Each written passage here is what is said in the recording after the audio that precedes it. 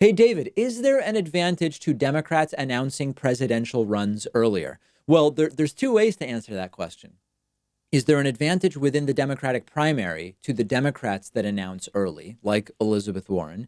And then there's the kind of bigger picture question, which is, are Democrats better off starting their primary earlier rather than later? Now, it's not really starting earlier. Like that ship has sailed because this is when we start to see typically about a year. What is it? A year and 9 months before the election. That's usually when you start to see the exploratory committees and you have some early candidates. So it's not actually early. It sort of feels maybe like it is because a very prominent Democrat in Elizabeth Warren has said, basically, I'm forming an exploratory committee, and this is something that I'm interested in doing. So I think the answer is it depends, unfortunately.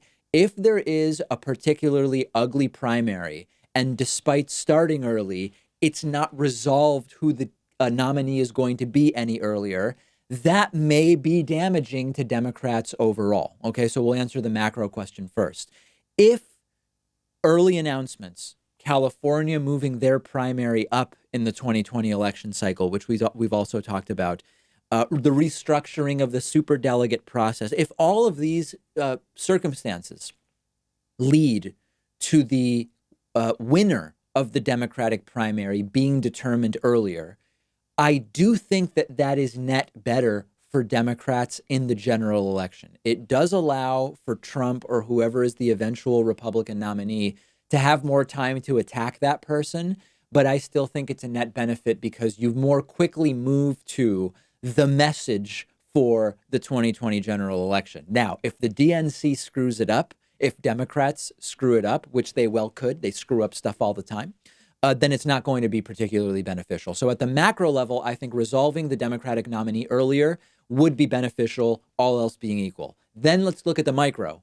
Within the Democratic primary, are you better off if you announce early? I don't think it really makes a difference as long as you're not announcing too late, because it's all about name recognition, really. There's a guy who, I mean, this kind of explains it. I think it's Delaney, a Maryland congressman, I think, and this is part of the problem. He announced in 2018. I barely know a thing about him. I researched him when he announced. I didn't find him particularly compelling or interesting.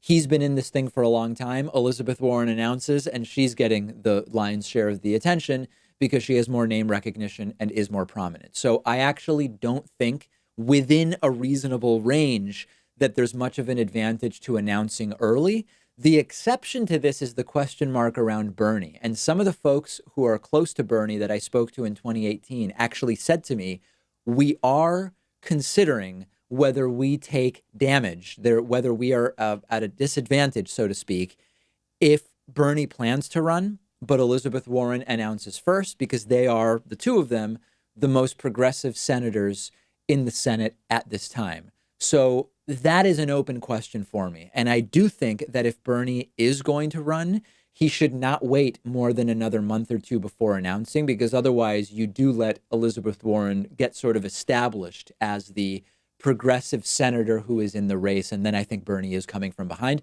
Beyond that, I think that it's name recognition. Joe Biden, as someone who is not in there as an Elizabeth Warren or a Bernie Sanders, if he announced next month or he announced in June, I don't think it makes a big difference in the grand scheme of things. If you disagree with my take on either of these elements, the macro of the Democratic primary versus the general election, and the micro of the Democratic primary, let me know, and we can do a follow-up next week or whenever. Great bonus show for you today. China is going to be landing on the far side of the moon. Single-use foam has been banned in New York City businesses as of January 1st. And also interesting recruiting tactics being employed by the British Army. We will talk about all of those stories and more on today's bonus show. Get access to the bonus show by becoming a member. Sign up at www.joinpakman.com. This is 2020 is a coupon code, which will save you 40%. You can also become a patron at least the $5 a month level.